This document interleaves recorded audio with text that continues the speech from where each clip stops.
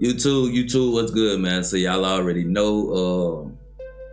It ain't over for Dolph yet. You know what I'm saying? So word around town, word around the world is that, you know what I'm saying, they is looking to indict Yo Gotti very soon.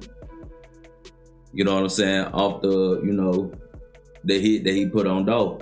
You know what I'm saying? Well, the money he put up for Dolph. Some dirt type stuff. You know what I mean? Yeah, man. As usual, like, comment, and subscribe. This is Jackpots, and you know what I'm saying? Do your boy the fade. And I do say, like, comment, and subscribe. Let's get it. Yo Gotti might be walking on thin ice right now. Word is the feds are quietly gearing up to drop a bombshell indictment on him over Young Dolph's homicide. Right. The biggest hint, it's coming straight out the courtroom, where Hernandez Govan's trial is about to turn Memphis upside down. People are whispering that Govan may have already flipped, possibly pointing the finger at Yo Gotti and his brother Big Jook, who, in a wild twist, ended up dead not long after those whispers started flying. Now here's the question.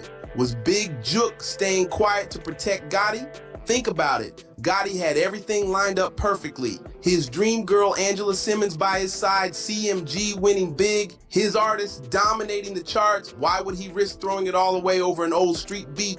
If anything, it sounds like he had every reason to tie up any loose ends. And now, all eyes are on Govan's trial, which has been delayed more times than an unfinished mixtape. It's finally locked in for August 18th, 2025, just days away.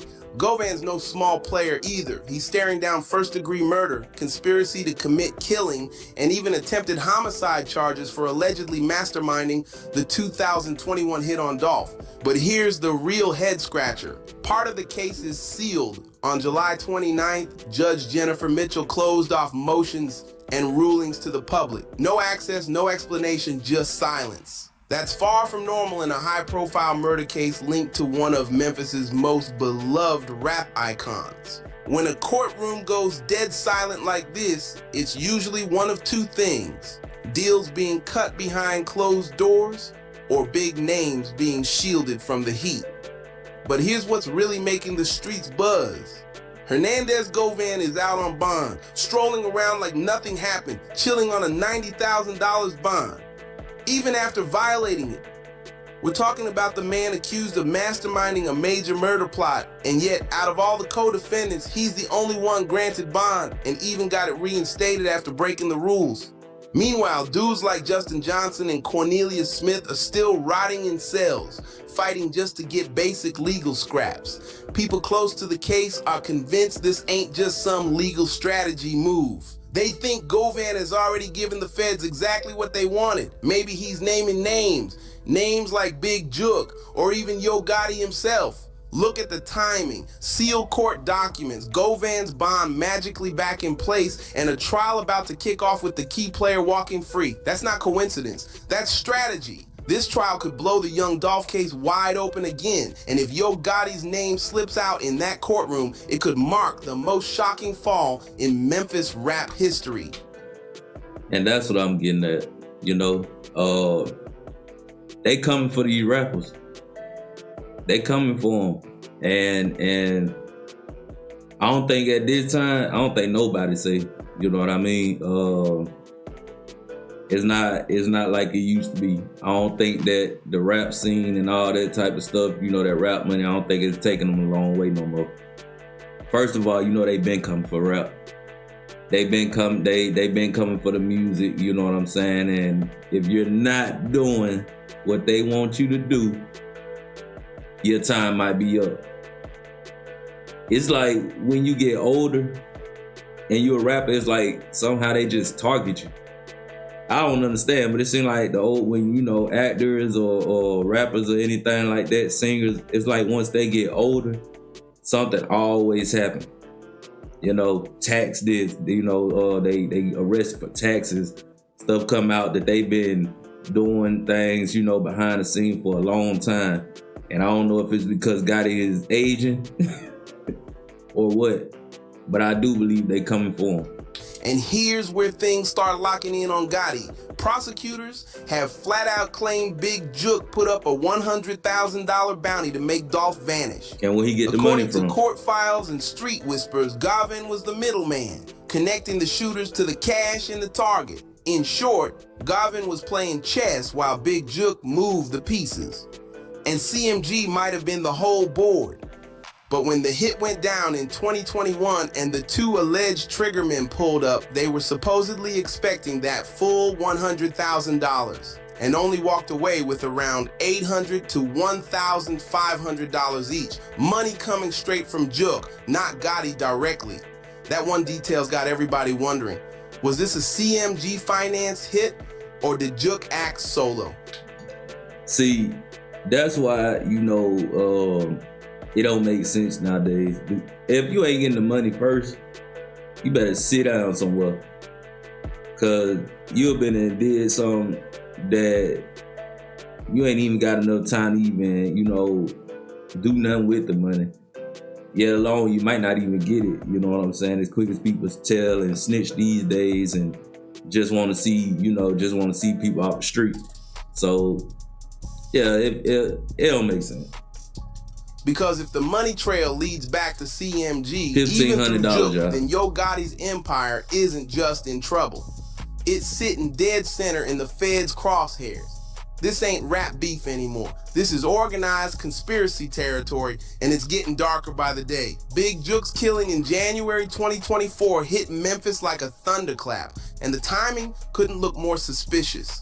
By then, Hernandez Govan was already locked up, and the whispers that he might flip were getting louder by the day. Then, just like that, Jook gets taken out. Some folks swear it was Dolph's people finally getting their payback, but others believe it was a straight-up cleanup job, wiping Jook off the board before he could be used against the bigger names in the game. When you mix that with Govan's trial being sealed tight, him still walking free on bond, and Yo Gotti staying dead silent on his own brother's killing, the whole thing starts to sound less like grief and more like strategy. Out in public, Gotti's been all smiles, stacking awards, closing deals, showing off with Angela Simmons. But behind the scenes, the talk is that CMG's been tightening ranks, bracing for a major storm. Because if Govan starts dropping names in that courtroom, the next logical target isn't just anyone, it's Yo Gotti himself. And Gotti's name keeps coming up for one simple reason. The one man who might have taken the fall for him is now gone.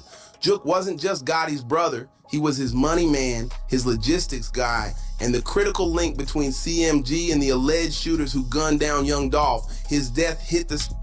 So at the end of the day, that means that he was willing to get his hands dirty for his brother.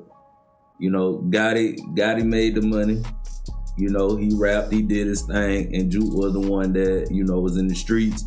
We got beef, we got problems, anything like that, we gonna handle it. I'm gonna keep my eyes on them, I'm gonna get some guys, keep their eyes on whatever it is, or whoever we need to watch. And we gonna get it done. That's what he's saying right there. So with Jook being gone, and y'all know, man, people ain't probably finna fall behind Gotti like that because Jook was the one that was, calling them shots. Once Gotti, hit him up like whatever, you know what I'm saying? So we gonna see, man. We gonna see. We gonna definitely see, y'all. City like a silent bomb. No suspects, no arrests, just a top-tier street figure taken out outside a restaurant only hours after attending a family burial. To anyone paying attention, This wasn't random. It was surgical. Jook was killed right after a funeral in a setting so low-key, it made the hit look effortless. Whether or not he was truly flipping, the belief that he could was enough to put a target on his back. And what really adds fuel to the fire is how Yo Gotti handled it. No public grief, no press statements, just pure silence. And in the streets, silence screams louder than words. If Jook was acting alone, if it had nothing to do with CMG, you'd expect Gotti to clear the air. But he didn't. Now people are asking the real question. Was this revenge or was it a cover-up? A last-ditch move to shield Gotti with the feds watching every step and the Dolph case gearing up for a second win. Some believe taking Jook out bought Gotti more time to get his legal defenses locked in. But losing Jook wasn't the only hit Gotti took. His love life started unraveling too. Not long after her man's brother was killed, Angela Simmons didn't slam the door, then she just slipped away, quiet and graceful on her own terms. Then she pulled up to Angie Martinez's show and dropped this. Angela Simmons, are you telling me right now you're in your single girl era again? Yeah, I'm telling you that. Just weeks before Hernandez Govan's long-awaited trial was finally set to kick off, Angela Simmons dropped the bomb. She and Yo Gotti were officially over. No screaming match, no messy public fallout, just a soft-spoken split with lines like all love and it was my choice.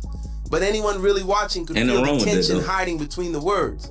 Her talk about being in a growing and healing season, paired with the fact she walked away right before one of the biggest legal battles in Gotti's career, said way more than any gossip blog ever could.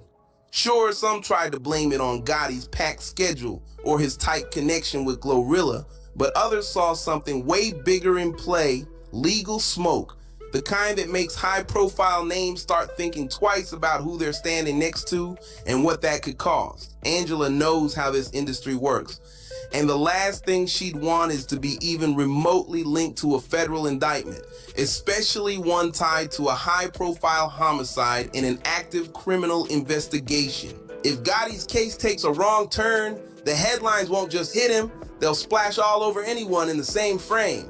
Her timing doesn't look like coincidence at all. It feels like strategy. A clean, quiet exit to step out of the blast zone before the explosion. And now, with Angela gone, Gotti's more isolated than ever. No brother, no ride or die partner, just mounting pressure, heavy heat, and a trial creeping closer by the day. But Angela isn't the only one who's suddenly gone missing from Gotti's circle. Black Youngsta has too, and you don't need a TMZ headline to see something's off. Just look at his Instagram. The same man who built a brand off flashing stacks of cash, trolling rivals, and turning every post into a movie has gone completely ghost. For someone who was loud about wanting Dolph gone, this sudden silence is more than strange. It's downright unsettling.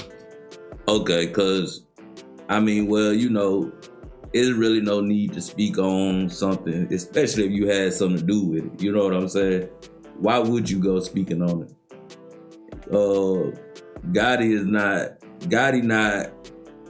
He ain't no young-minded person no more. You know, he ain't gonna go do something and then go put it in his lyrics because of this reason right here. He ain't gonna do that. So for him to go silent, that's the best thing that he could have done. It's simple. That's the best thing he could have done. Do I think that they gonna come and indict him? Yeah. Yeah, because they on it. You know, whatever, the hip-hop police, the hip-hop feds, the hip-hop investigators, they is on that right now. And they done just now caught up like, okay, yeah, these people got a lot of money, so ain't no telling how many, you know, they ain't the ones doing it. You know, it ain't got, you know, you done put the power in the other hand. Cause we know, you know, it been things that the government or the feds that, you know, that had something to do with, at least conspiracy-wise. You know what I'm saying? So, yeah. It's in the other hand now. They not liking this. They not liking this. Now, in 2025, Youngsta's presence has almost completely vanished. And both fans and industry insiders are starting to ask the same question: why? Some folks say Black Youngsta's just laying low on purpose, maybe even under direct orders from Yo Gotti himself, keeping his head down while the Govan trial creeps closer. But others think it runs way deeper. Whispers say he might already be under strict legal restrictions, or worse, sitting in custody with nobody talking about it. And it's not just Youngsta. The whole CMG camp feels different. The label's vibe has shifted. No more hyped up Gotti shoutouts. No over-the-top flexing. Just a cleaner, quieter brand image. It's like the entire crew is moving in stealth mode, as if they know a storm is about to hit, and they're doing everything possible to avoid getting swept away. Youngsta's silence hits the loudest when you remember his history with Dolph. The tension, the blatant disrespect, the back and forth jabs that used to light up the internet. If anyone would have something to say right now, it'd be him. But whether it's loyalty, fear, or pure legal strategy, Nobody knows for sure. What we do know is that his sudden vanishing act lines up perfectly with the rest of CMG's strange moves. And when you step back, those moves don't look random anymore. They look calculated. If you know how the feds operate, you see the playbook. They start at the shooters, then they work up to the middleman, then the money guy. And once the whole structure's mapped out and loyalty starts cracking, they aim straight for the boss. Right now, all signs point to Gotti being that final target, and we've already seen the early steps. Justin Johnson and Cornelia Smith, one of them's flipped, spilling key details about the promise cash and exactly who gave the orders. That's the kind of federal leverage that can turn a life sentence into a bargaining chip. And right now, all eyes are locked on Hernandez Govan. If he's cooperating, the feds aren't just looking at the shooters. They're digging for who funded, planned, and greenlit the hit on Young Dolph. If Govan's handed over text messages, Cash App receipts, or anything tracing payments back to CMG's top brass, that's straight up RICO territory. Because once prosecutors can prove the hit was organized, financed, and executed through a structured crew, it flips the whole thing into a criminal enterprise. The pressure is not just real, it's climbing by the day, and every thread leads back to the same point, the brazen daylight killing of Young Dolph at Makita's homemade butter cookies in 2021. What began as a city-shaking tragedy is now unraveling into something way more calculated, a tightly organized operation that's being dismantled piece by piece. If those dots connect, this won't just be a Memphis case anymore. It becomes a full-blown federal RICO strike, targeting everyone from the trigger pullers all the way up to the executives calling the shots. And if that happens, Yo Gotti's name doesn't just come up in court, it lands in bold print on the indictment. That kind of paperwork would send shockwaves through the entire Memphis rap scene. There's no official indictment yet, but Gotti's behavior is already matching the blueprint of somebody bracing for one. This isn't just him going quiet online. He's erasing himself from sight. The same man who once proudly claimed the face of Memphis, from red carpets to rolling loud stages, is now moving strictly in shadows. And one thing about it, y'all should know, man, when it comes to this RICO stuff, they is not playing.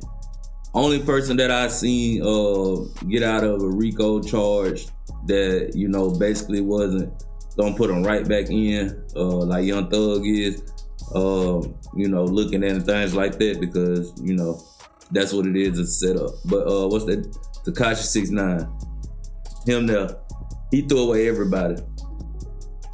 And that's basically how you know it had to work for them. You know what I'm saying? If they find you guilty or they got so much evidence on you, you gotta tell something.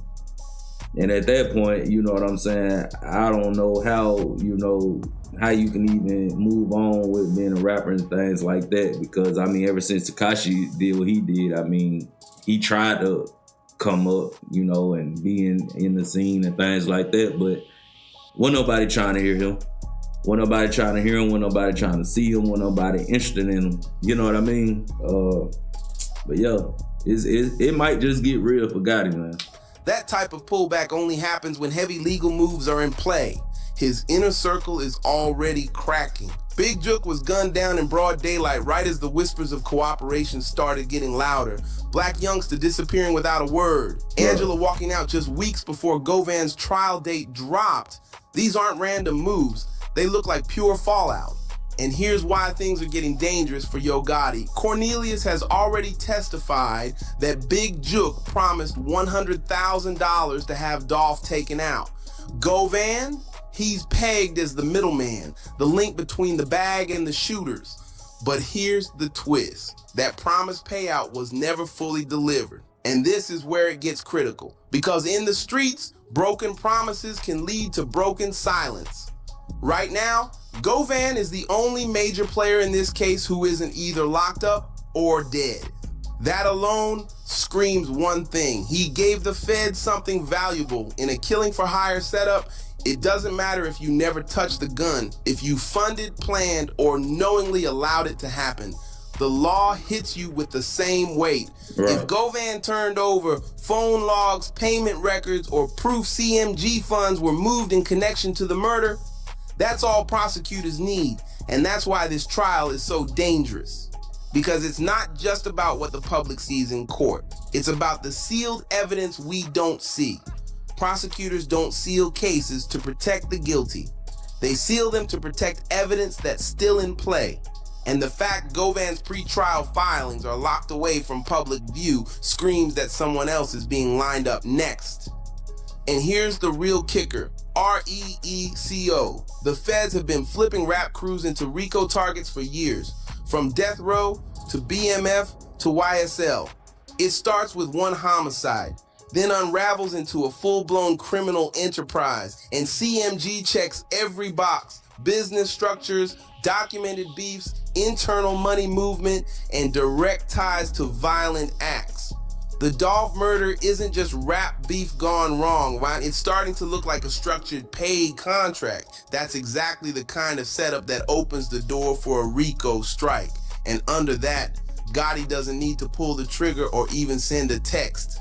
If they prove he knew about the plan and allowed his network to run it, the hammer falls just the same. If Gotti goes down, it's not just a fall from grace, it's the collapse of one of the most powerful camps in Southern hip hop.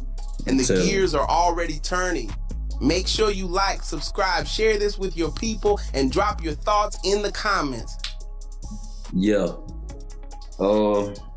I said what I had to say, man. And I'm gonna reiterate what he said, man. Like, comment, and subscribe, man. Drop some comments, you know what I'm saying? Speak on it. You feel me?